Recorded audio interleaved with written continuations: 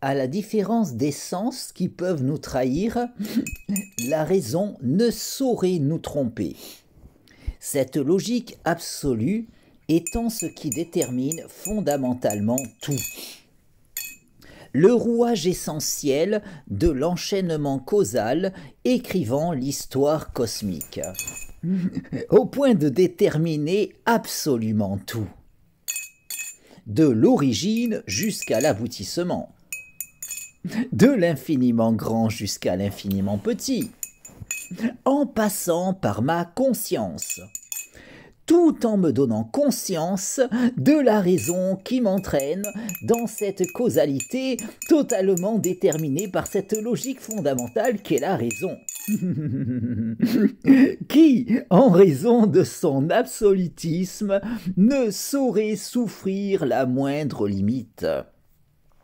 Au point que cette logique absolue, étant le moteur fondamental de cette suite de causes et d'effets construisant l'histoire totale, tout en déterminant, au passage, en toute logique,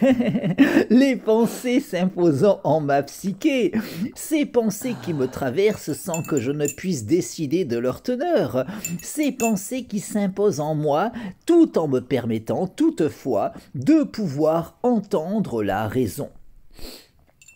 Un entendement qui, bien qu'évidemment limité, en raison de l'absence évidente de limite de la raison, pourra, malgré tout, toujours davantage se montrer optimisable,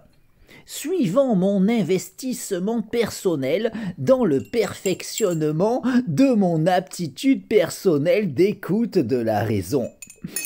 Une discipline qui, selon la rigueur, assurera à tout un chacun la possibilité théorique de pouvoir continuer indéfiniment d'en apprendre toujours davantage,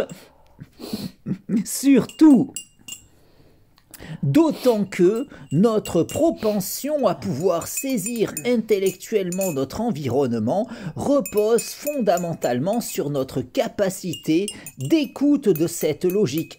fondamentale qui détermine tout. Car c'est uniquement pour cela que le monde m'est connaissable. Puisque tout repose totalement sur la raison et parce que ma conscience peut entendre la raison, au point que ce sera seulement en se disciplinant à cultiver cet entendement